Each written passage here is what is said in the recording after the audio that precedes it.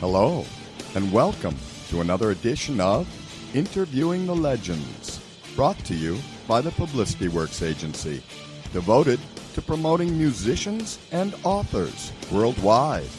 Call us today at 941-877-1552 to start your free publicity evaluation. Remember, we shine only when we make you shine. Please welcome the host of Interviewing the Legends, music journalist, author, and entrepreneur, Ray Shasho.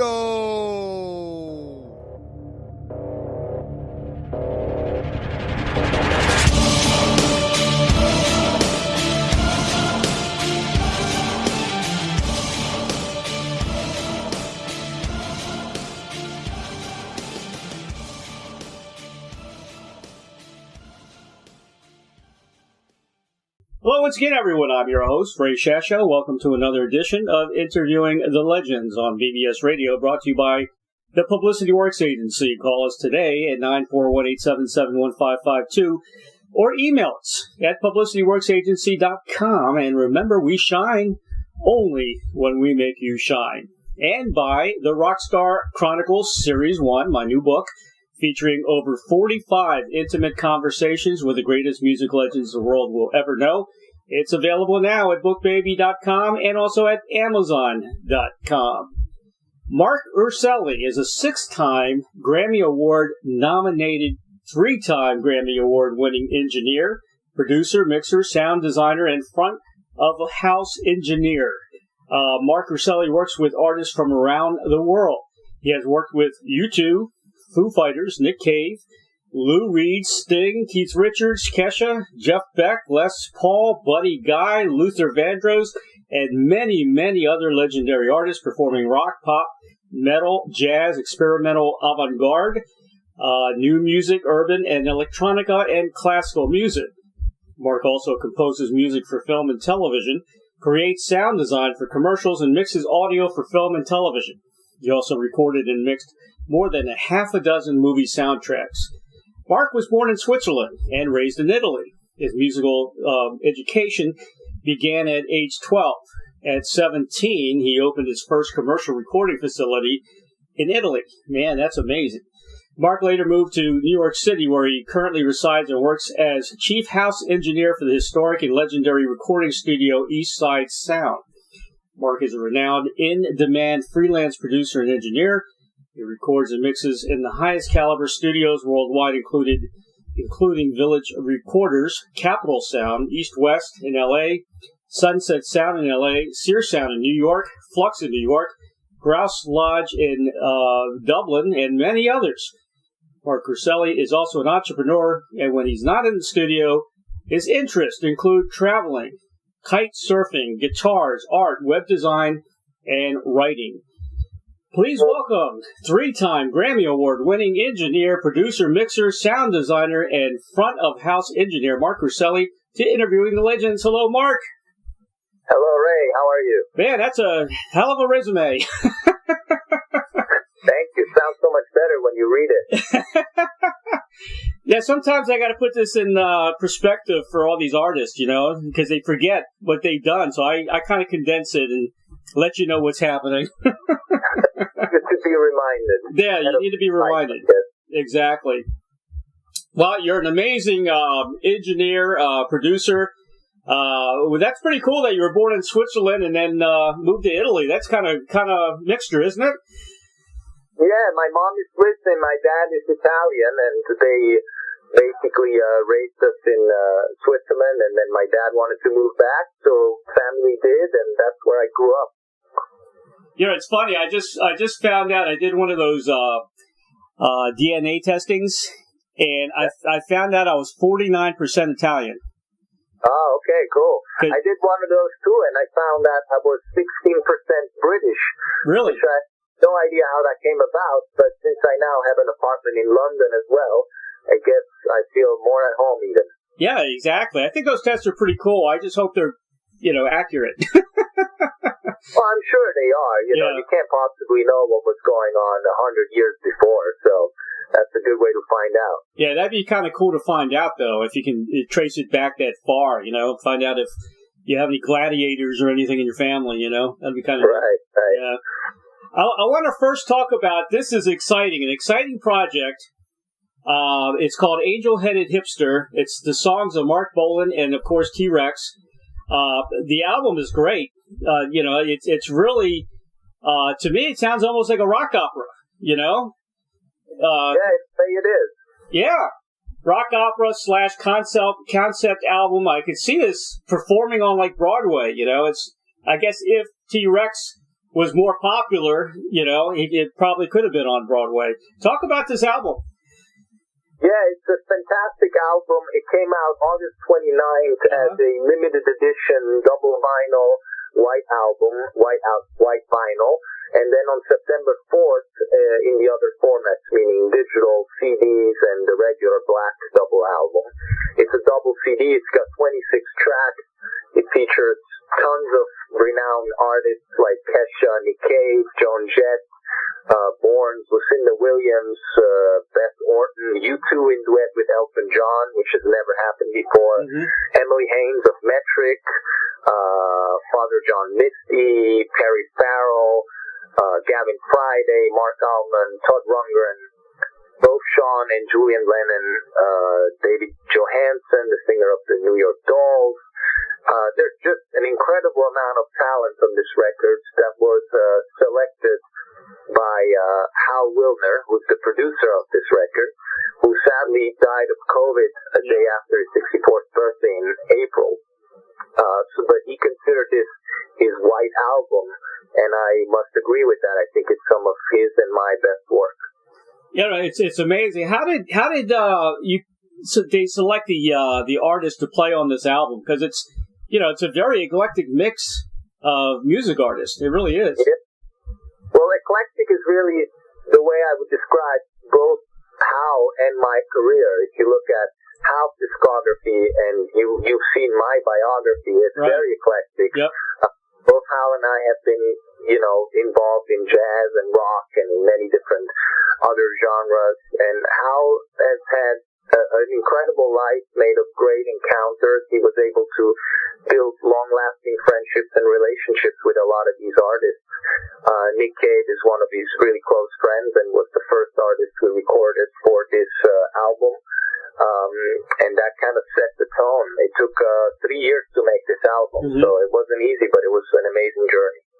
Now, how did you decide which artists were going to sing which track? Because that's got to be very difficult. Yeah, I mean, for the most part, it was Hal's decision. He was very good at basically matching. He's kind of like a movie director in the sense that he finds the right actor for the right part. That was one of his skills. And in some cases, the artists have expressed a specific desire or wish for a song. Like U2, Bono sent Hal a video of himself in a plane singing Bang a Gong, and that was Bono's way of telling Hal that he wanted to do that song. Yeah, I see Bang a Gong is on there twice. David Johansen also did it.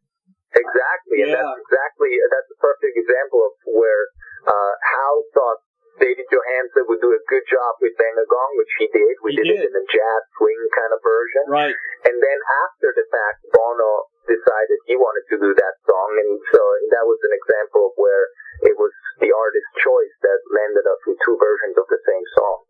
Yeah, there are some artists, you don't really hear out there too much, that aren't, it kind of in the mind's eye, like Father John Misty, guys like that, Perry Farrell, these guys aren't, not in my mind anyway, and then of course Nina, or is it Nena?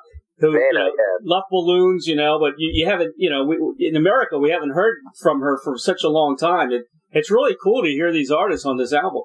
Yeah, I mean, Father John Misty has a pretty large following to this day. He's a relatively young artist. Perry Farrell was the singer of Porno for Pirates and Jane's Addiction, so he's been around forever. Nana's been around forever. Right. But there are artists like, for example, Elysian Fields, who are a New York band that is amazing, that's maybe lesser known when next to these other artists. But that's exactly what Hal liked to do. He liked to give younger artists a chance and make sure that they can shine next to bigger artists. And that's also a way in which Hal has often given people a chance and even in some ways been very important to their careers.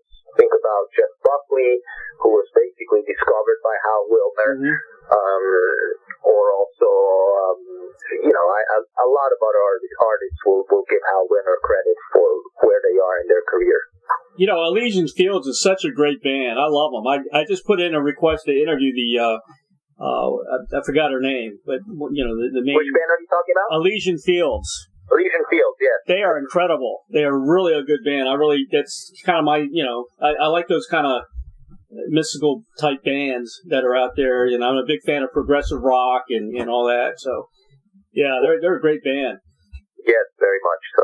Some of my favorite songs, I love Joan Jett, and of course she did a great job with Hipster. She did a wonderful job with that. Mm-hmm. But you got some, like you said, YouTube with Elton John. That's unusual. Yeah, that came about. Actually, it was U2 themselves who suggested Elton as somebody they would like to work with because they had never worked with him before. And Elton actually knew Marc Bolan in person. I'm going to go out on a limb and say that on this record, he was probably the only one who knew Marc Bolan in person. Mm-hmm. I'm not 100% sure that that's accurate, but I'm pretty sure it is. So when U2 said we'd like to do something with Elton, we were, of course, like, absolutely, that's great. And we flew to France and recorded Elton John play piano. It was supposed to be just that, him playing piano, but then he suggested himself or offered to do some singing, and so we ended up with a great duet. Another great song, Maria Mckee was yes. Yeah, she was. That was one of the first sessions that we did in the studio. I believe the same day we recorded Nick Cave, so it was the very first session 4 years ago. She was very gracious. She came to the studio. She lives in Los Angeles, where we recorded Nick Cave and her.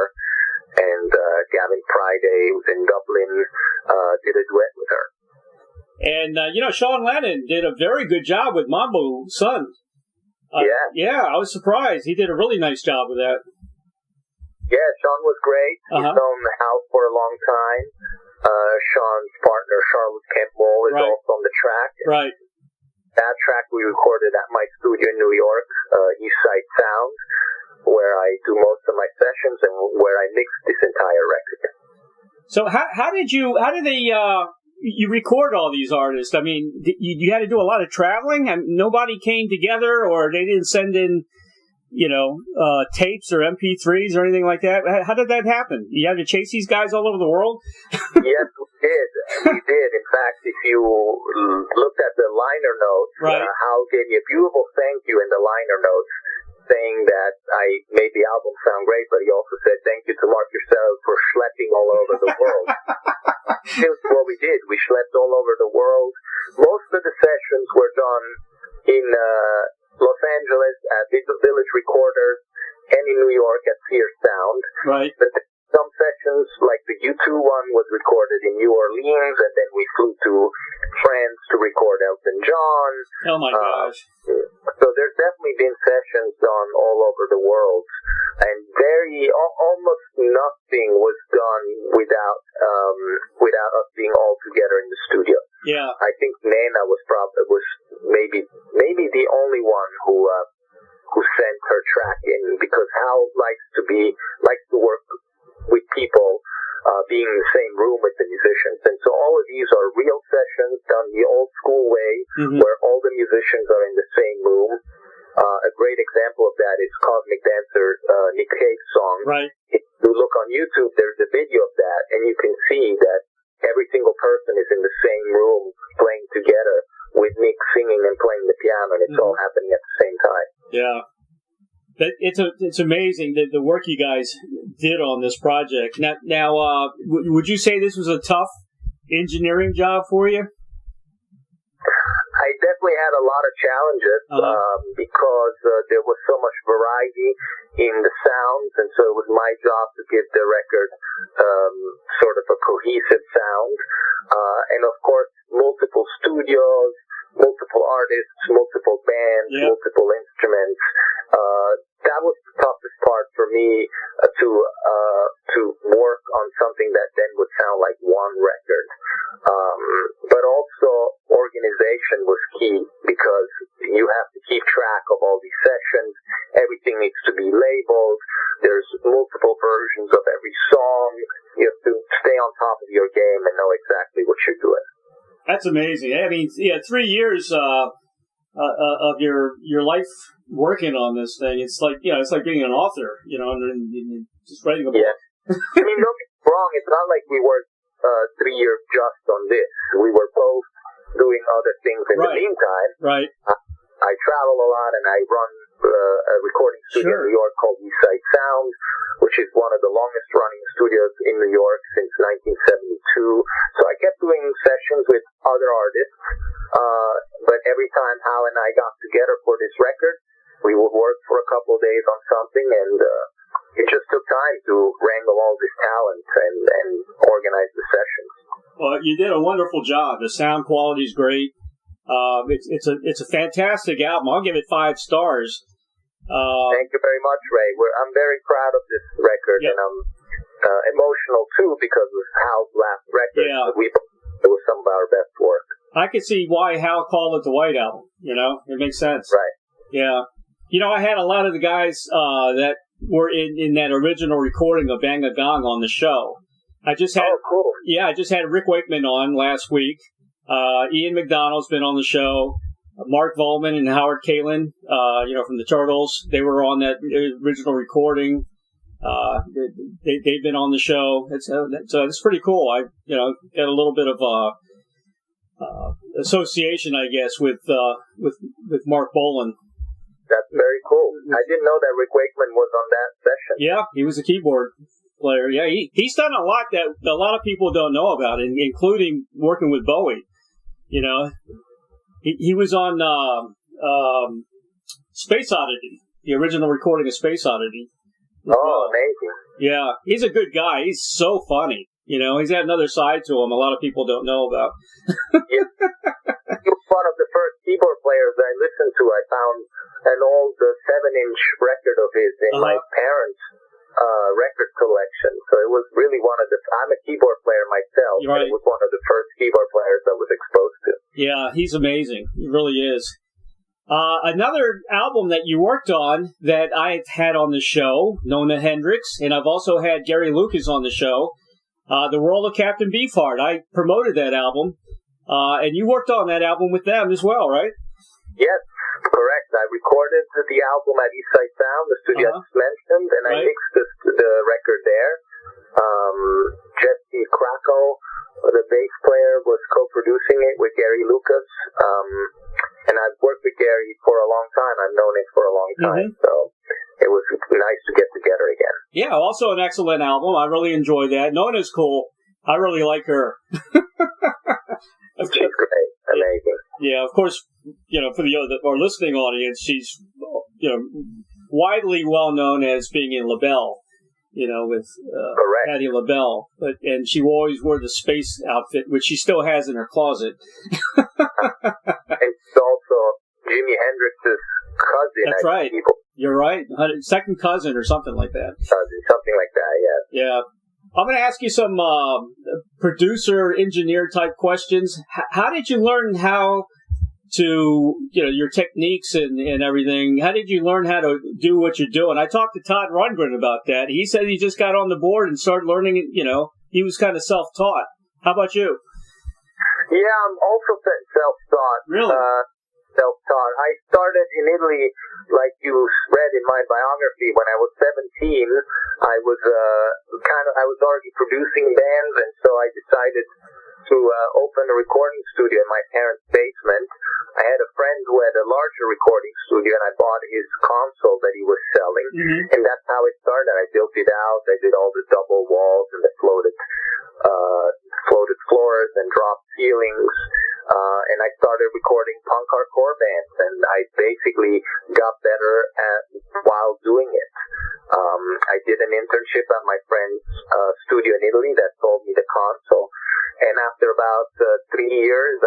I felt like I was trapped in Italy and needed to get outside of my comfort zone so I could get better at what I do. And so I decided to take an internship in New York at Eastside Sound, where I cleaned made coffee, cleaned the toilet, was a runner, worked for absolutely no money for 2 years. But those were my formative years. I watched great artists come through the studio. Then I got my first break one day when the owner couldn't make a session. Luther Vandross was coming in that day. Yep. And so I stepped up to the plate, and that's when I started working as a assistant and then an engineer. And today I'm the chief engineer and manager of Eastside Sound. That's a great story. It really is. And that's the way it works. You gotta work for nothing for a while, and learning is the key. Learning. Exactly. Who are some of the producers and engineers that you admire? What are the guys that you look up to, I guess? Oh, there's a lot. There's so many. Amongst the producers, Rick Rubin is one of the ones I look up to because of how versatile he is, right, on how many genres he works in or on. Hal, of course, was a great mentor of mine. Mm-hmm. Amongst the engineers, there's people like Glyn Jones, Jeff Emmerich. There's a lot of great engineers, mostly from the past, but also in present times. There's great Al Schmidt in present times. He's a fantastic engineer. So many. Yeah, it's amazing that the producer, the engineer is so important to a recording. If it wasn't for them, it just wouldn't sound right. Absolutely. Well, very few people realize that unless they're musicians and they know how it works. But yes, if you don't record something properly, it's never going to sound properly, and that's important for posterity. Yep. The only problem I have with some of the recordings today, I guess mainly pop, it's kind of overproduced, and I missed a day. I was a DJ back in the late 70s. I did top 40 radio, and I love the way the 60s recordings sounded back then. It was very simple. They didn't have all the bells and whistles they did today, but it was clear. That you had that echoing sound effect, the reverb or whatever in the background. The old Beatle records and Rolling Stones and all that. I just love the way it sounded back in the day, and they can't reproduce that today. Yeah. Well, what changed is the rooms. The rooms have gotten smaller, right? And so you're missing that echo of that sound of the room that you're probably referring to, right? And also the major difference between then and now. Limitations, and the lack of limitations in a technical world has sadly given artists carte blanche to keep going, and that's how you get into the overproduced thing that you're talking about. Right. Back in the Beatles' day, when there were 4 tracks or 8 tracks, you had to get creative and you had to make every track count. Today, with unlimited track counts, people easily get into this frame of mind where they just keep adding and lose the essence of the song. Exactly right. And some of the greatest recordings of all time were, not that complicated. They kind of jerry-rigged the recording studio. I'm thinking about Alan Parsons and the Dark Side of the Moon album. Some of the things they did on that album. Oh, that's an incredible album. Yeah. First I ever bought, I believe, or second. Yeah, and it's still so popular today after all these years. What makes a good producer?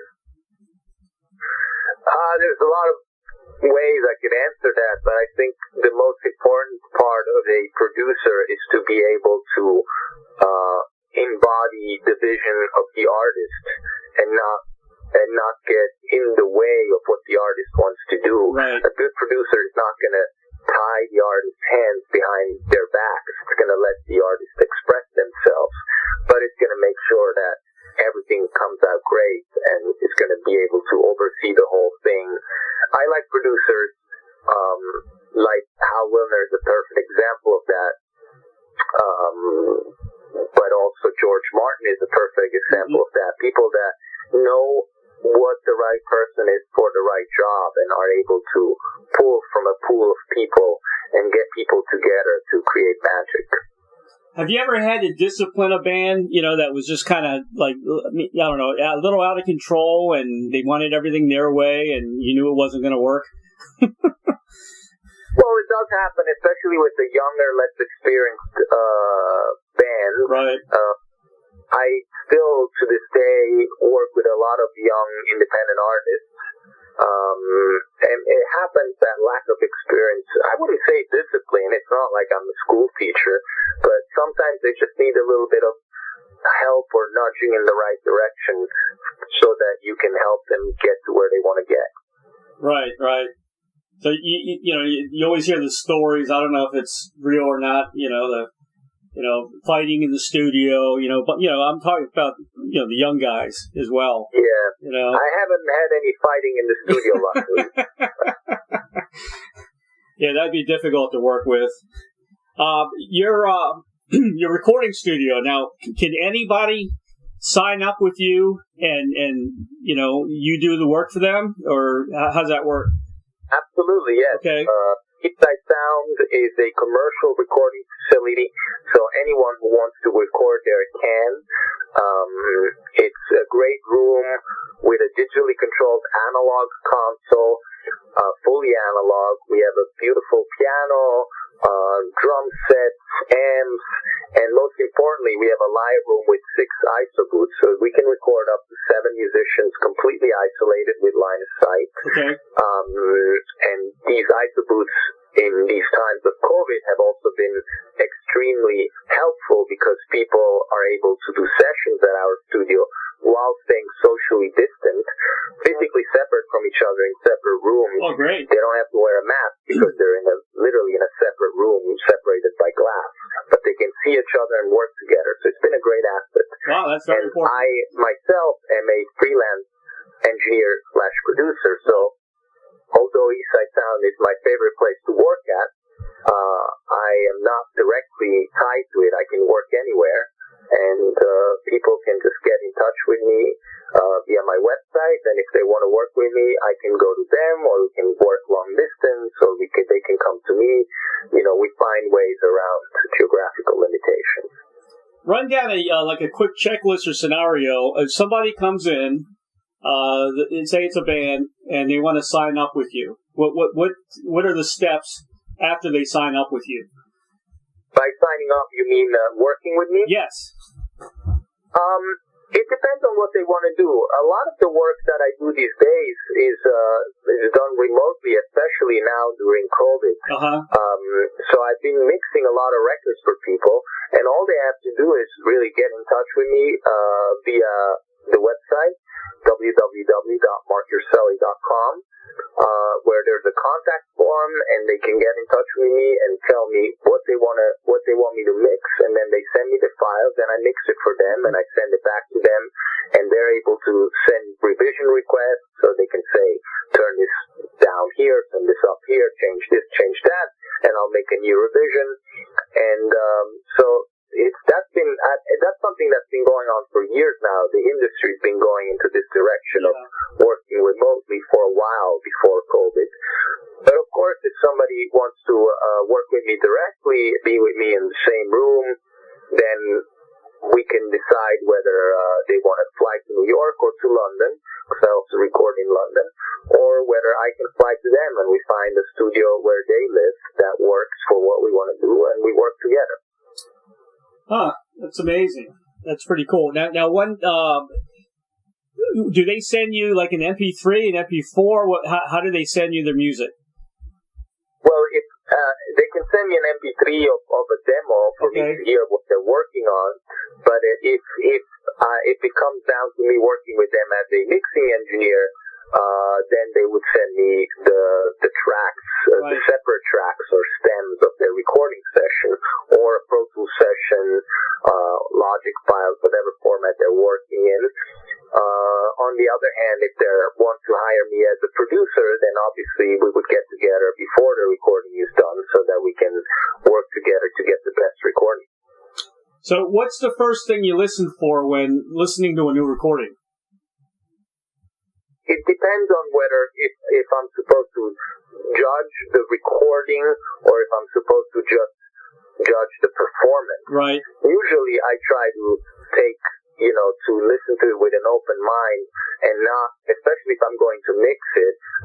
care how well it's been recorded. Then I focus, I shouldn't say I don't care how well it's recorded. I care how well it's being recorded. I don't care how well the rough mix sounds, because it's a rough mix. I'm going to mix it and make it sound better, hopefully. Mm-hmm. But I do care about the performance, so I listen to how the band is playing, how the singer is singing, how they're grooving to each other. All of those are important elements that are going to make it easier for me if I have a really great sounding band to get a great sounding mix.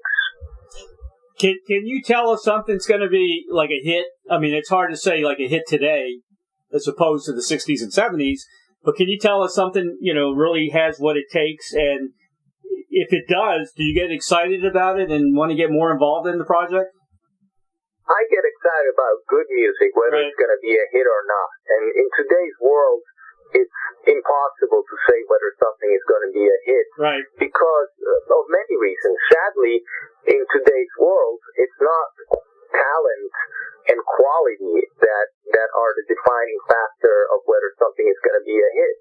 Other factors are important. Today, it depends how many followers you have on Instagram, how many listeners you have on Spotify. It's all about metrics and numbers, and it's all about having a good publicist and a good marketing plan. Yeah. So those are all important factors in deciding whether it's going to be a hit. And besides, unless you're working with people like Beyonce or people like that, there aren't really hits anymore.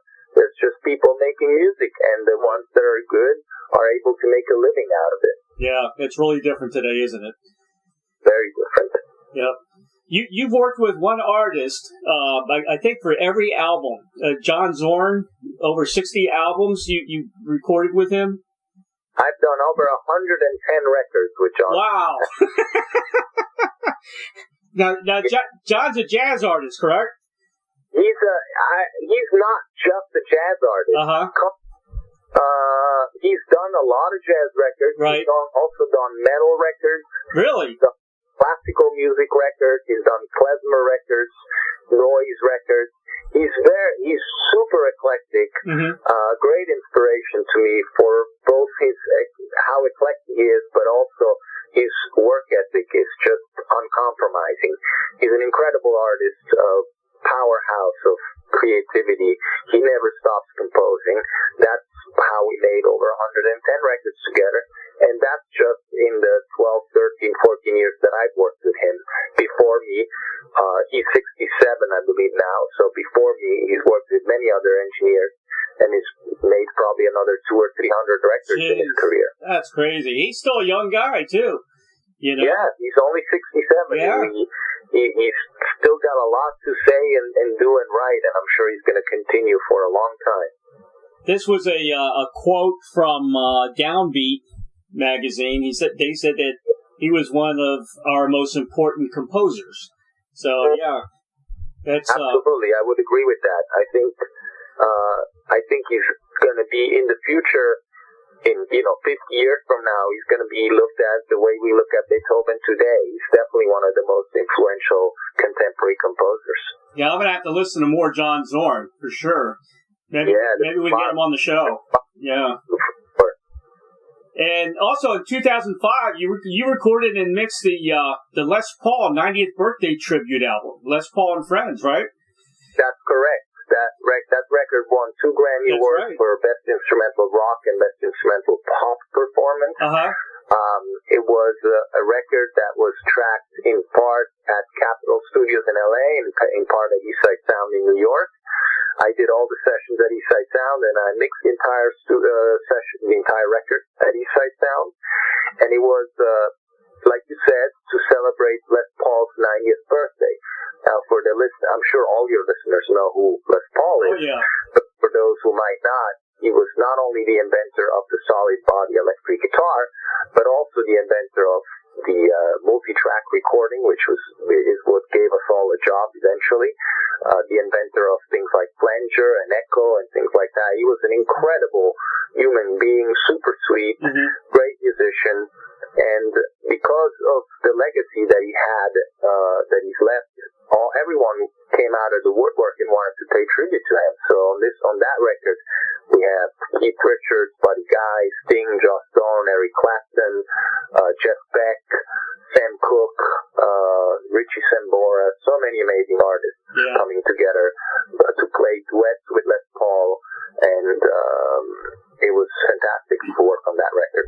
Yeah, I'm going to promote that album also. Besides the Mark Bolan album, because that's a very important album for everyone needs that in their collection for sure. Please, yeah. Yes, I think I'm very proud of that record. Yeah. I think it sounds great, and it's got fantastic performances. Yeah, and congratulations on 2 Grammys for that. That was at the 48th Annual Grammy Awards. Thank you very much, Ray. That's incredible. You also work with TV and film soundtracks and mixed several movie soundtracks. What are some of the works you've done in that area? For movie soundtracks, I worked mostly with Zorn. There was a period of time where he was getting a lot of work as a composer for film.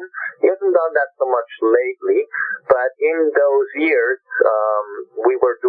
he was writing for movies, and then he would hire me to basically record the score and mix it for him and for the movie directors. And then there were some other movies also that I worked on. It's definitely not the biggest part of what I do in a year, but it's nice to work on that stuff. I enjoy it very much. You know, I talked to a lot of music artists who, you know, they had hit records, but now they're working in the advertising field because they make a lot of money doing songs for commercials and things like that. I mean, it's... Yeah, that's where the money's at these days. Yeah, that and video games, music and video games. Have you ever done that? Have you ever done video games, mixing music for video games? No, I've yet to do a video game. I haven't been asked. I would love to do it because I think you should do everything once in life, and I'm always open to try new things.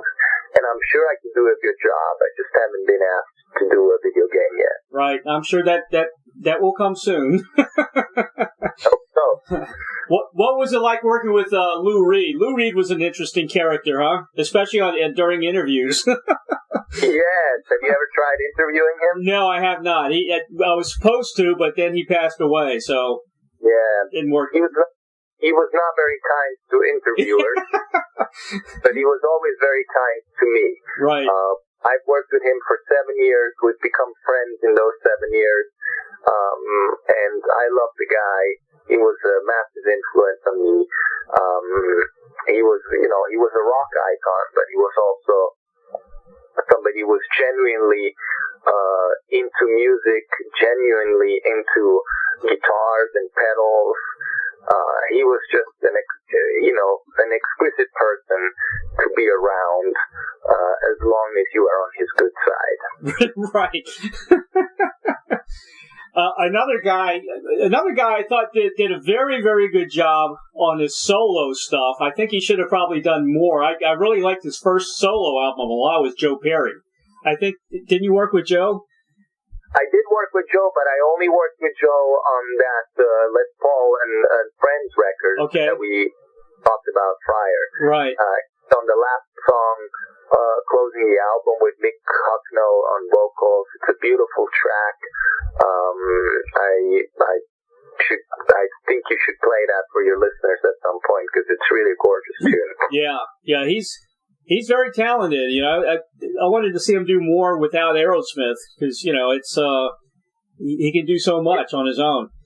I haven't, to be honest, heard his solo stuff, right. But I've always been a big fan of Aerosmith. Would love to work with them someday. They're a fantastic rock band, in my opinion. And so I'm sure you're right. I mean, if he's like that with Aerosmith, another guy like that was on that Les Paul record is Richie Sambora.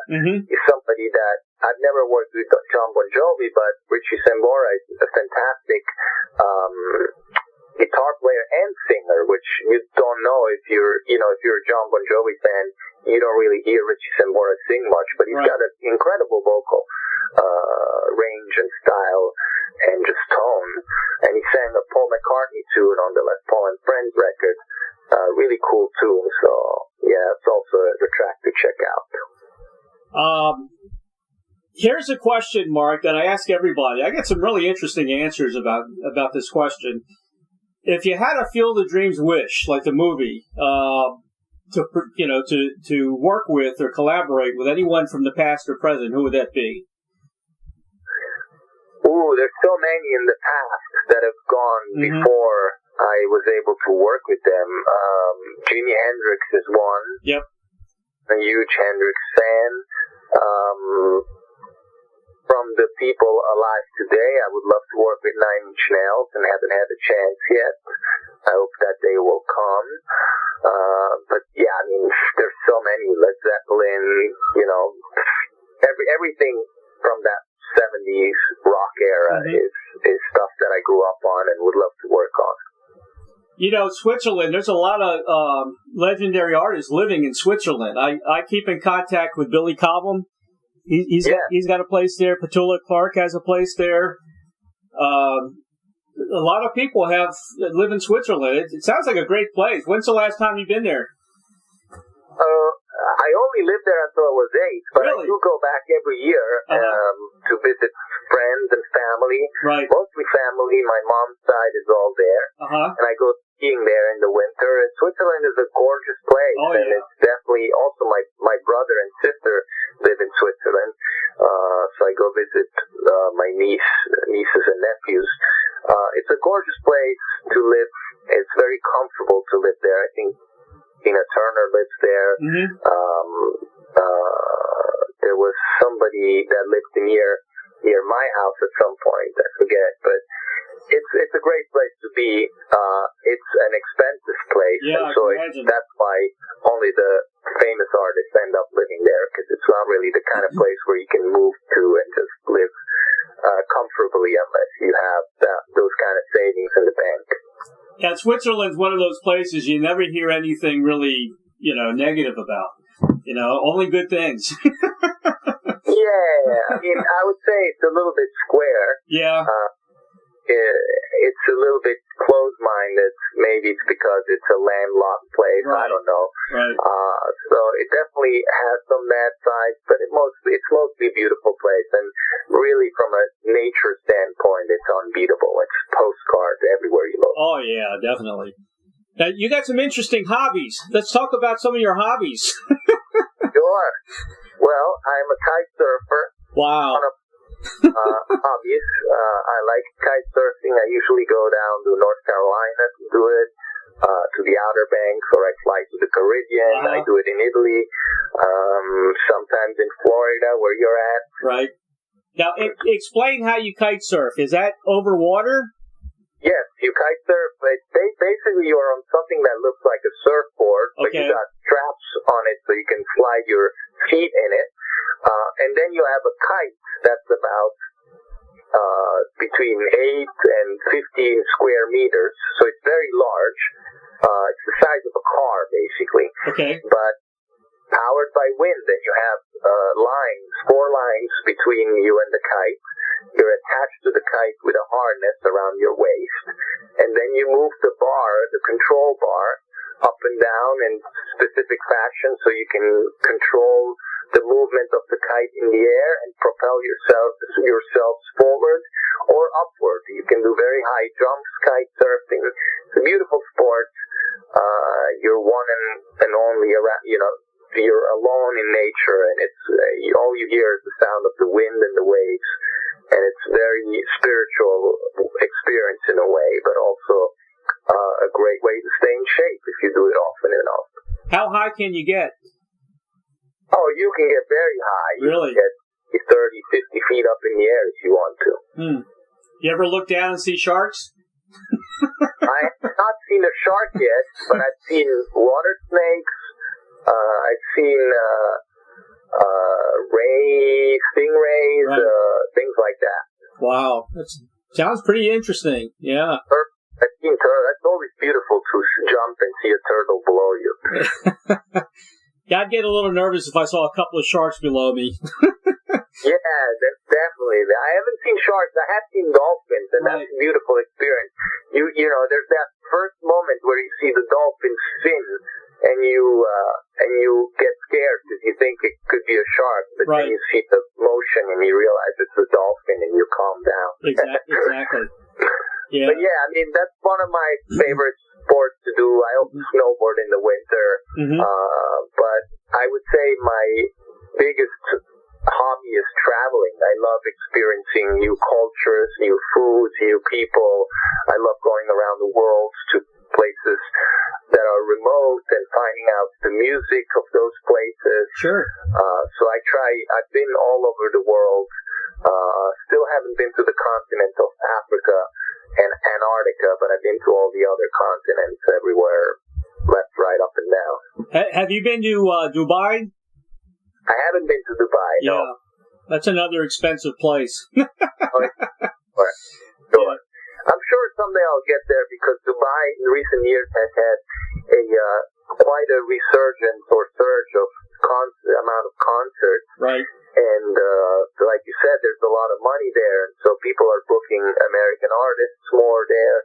So I'm sure I'll end up there since I also do live sound for artists and I do musical tours and things like that. Yeah, I haven't been yet, but I would love to go. My family's background, I grew up with a very eclectic music in my family. My dad's family was from Syria, but we found out that they were in Italy first before they went to Syria. That's how I found out about me being 49% Italian. And I grew up listening to Syrian music. Kulthum, she was an Egyptian, very famous Egyptian singer. He was always playing that.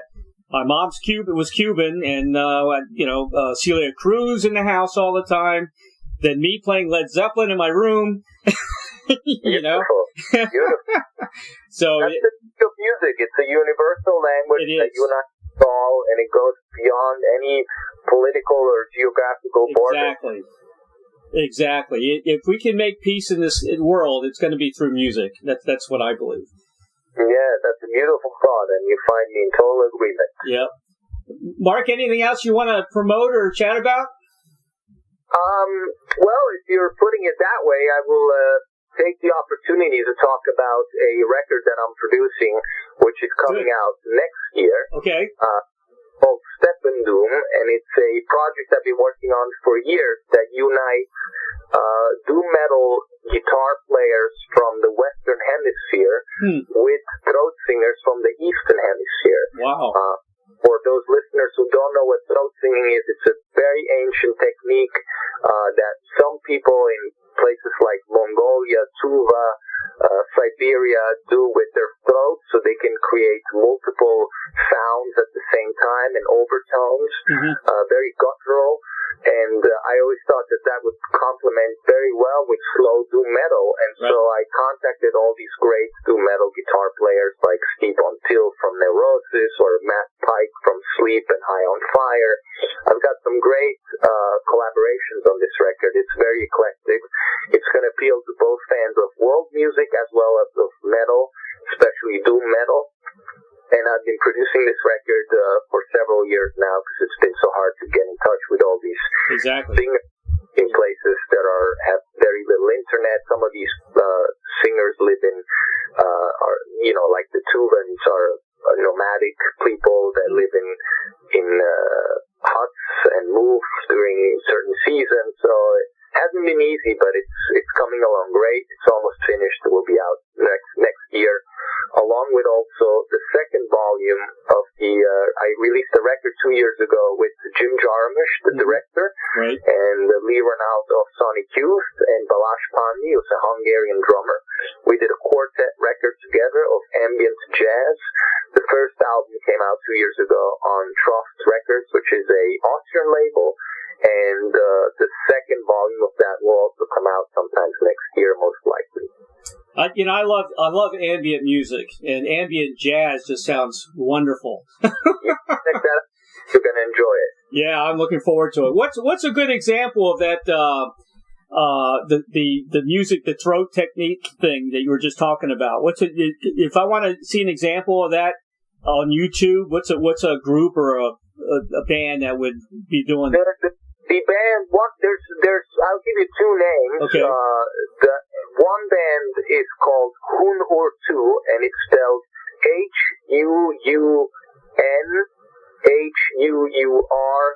HUNHURTU. Okay. So 3 different words. And they are they're considered the masters of the genre. They're some of the best singers in that world, and they also have participated in this record. I'm very proud to have them. And the other great artist I would urge you to check out is Yatka, which is spelled YAT, and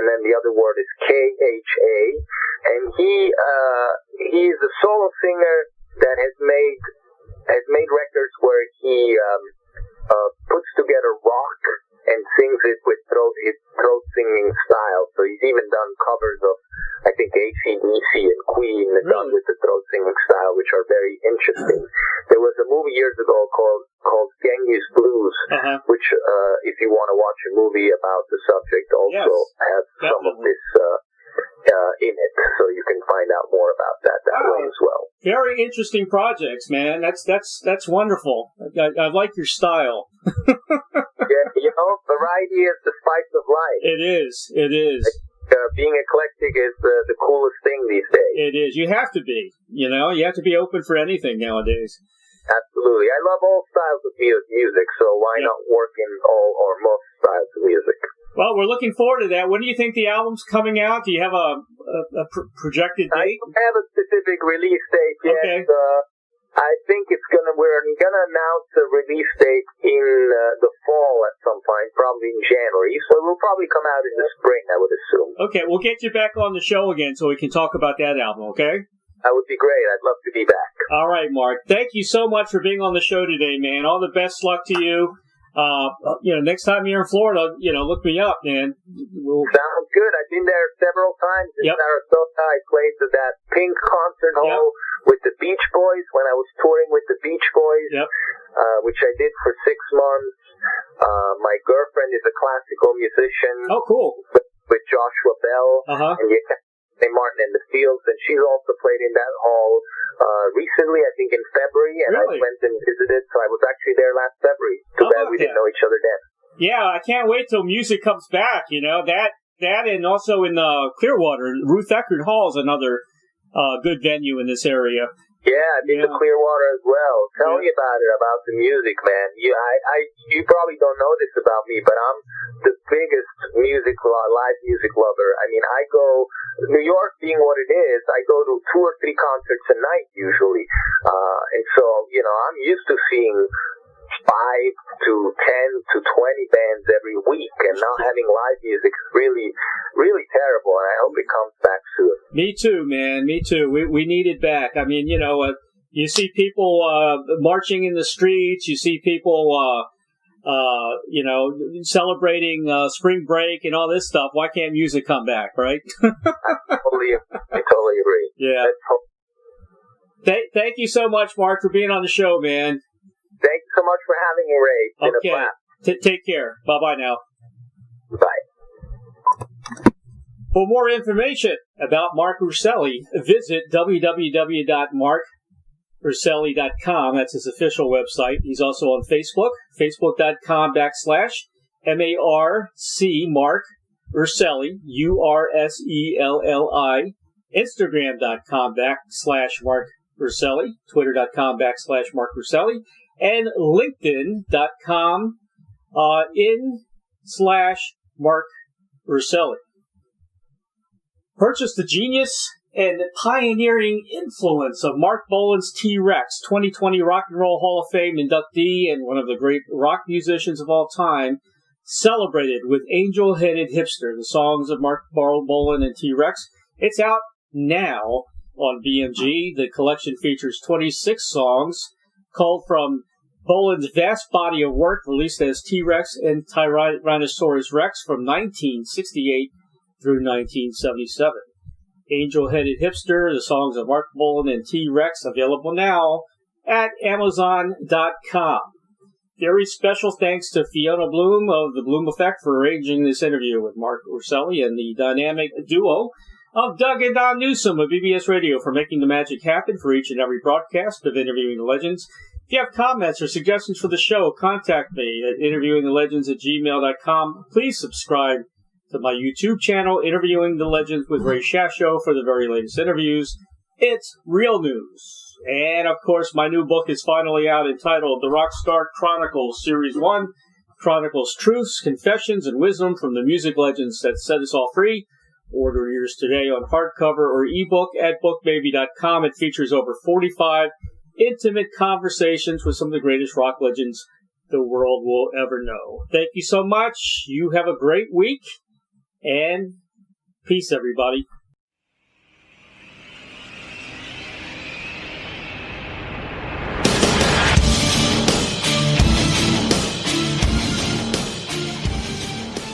Thank you, everybody, for listening to Interviewing the Legends.